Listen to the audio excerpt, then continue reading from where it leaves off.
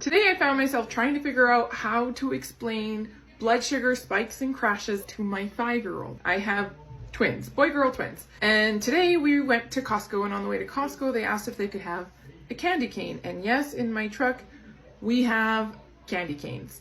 And so I gave them each a candy cane. When we got to Costco, you guessed it, they were full of energy, they're running around, they were being crazy. And then all of a sudden, nearing the end of the trip, my daughter didn't want to walk, she didn't want to do anything, she just wanted me to get her more food. I said, no, when we get home, I'll get you something to eat. Well, I can't wait till I get home, I don't have energy. And then there was like this fight to get in her seat, whatever. And on the way home, we had this conversation, and I said, I'm not giving you another candy cane. And she's like, but I'm so hungry. And I said, yeah, but what happened is you just had a spike of sugar because you had a candy cane and it crashed down and now you don't have energy. And she's like, what? And so we had this conversation where I was explaining to her that when you eat just sugar, what happens is you get a whole bunch of sugar in your bloodstream, essentially, right? We're keeping this simple for her.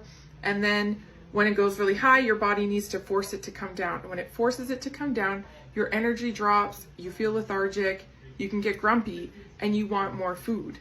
And she was like, oh. And I told her that that's not good for her body, especially if we do that over and over again. And she's like, well, then why did you let me have the candy cane? I said, because I need you to, one, understand that moderation, if we do these things sometimes, we spike our blood sugar sometimes, it's probably not the most unhealthy thing. And also, if I make all the rules for you and you don't get to experience what food feels like in your body, then you're not going to learn for yourself what you want to feed your body.